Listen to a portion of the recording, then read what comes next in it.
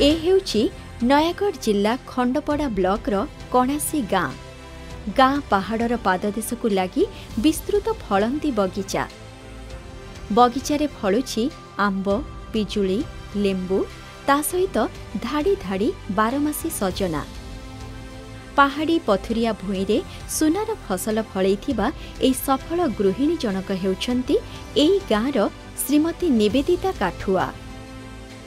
निवेदितांकर ग्रामीण मध्यवित्त परिवार, तेणु निज परिवार पई आर्थिक स्तर रे समभागी हेबा सह निजे किछि करिवार स्पृहा को रूप देबाकु जाई निवेदिता उद्यान कृषि को आपणै नेथिले।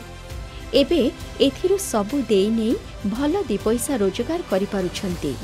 मो हस्बैंड को पाखरे 14 एकर जगह थिला, जहा कि पहाड़ पाखरे थिला। सेथरे मु को फार्म करी बोल चिंता कली।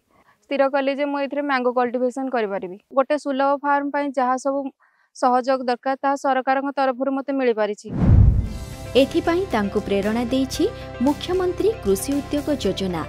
उत्पादन वृद्धि राज्यर प्रगति, सेथिपाई आजिर अनेक कुशली और अणकुशली चाषी पारंपरिक कृषि बदल रे आधुनिक उद्यान कृषि प्रति आग्रह प्रकाश करुछन्ति और सेथिरु प्रचुर लाभवान होई निजर आर्थिक स्थिति को सुदृढ़ करबा सह किछि ग्रामीण श्रमजीवी को निज क्षेत्र स्थायी कर्म नियुक्ति मध्य देई पारुछन्ति, जहार प्रत्यक्ष उदाहरण हेउछन्ति स्वयं निवेदिता।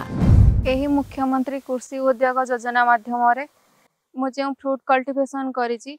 सेथिरे मते 9,56,000 सब्सिडी मिलिछि। वर्ष को 5 ରୁ 6 लाख टंका रोजगार मध्य करि पारुछि। एही सब्सिडी सहायता रे बगीचा को आनिछन्ति विद्युत। बोरिंग सहायता रे करिछन्ति गछ को गछ जल जोगाणर चिरस्थायी बंदोबस्त।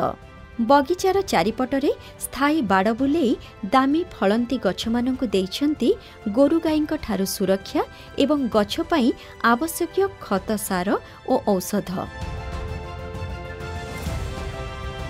मोटामोटी भावे गछर जत्न बाबदकु कौनसी उणा करिनाहांती निवेदिता। फलपति हेछि स्वप्न, बाट देखैछि मुख्यमंत्री कृषि उद्योग योजना। समृद्ध करिछि उद्यान कृषि आउ आनिछि निवेदितांक जीवन जीविकारे आर्थिक स्वच्छलता। सेथिलागी मु माननीय मुख्यमंत्री एवं कृषि विभाग एवं एपिकल को धन्यवाद जनाउछि।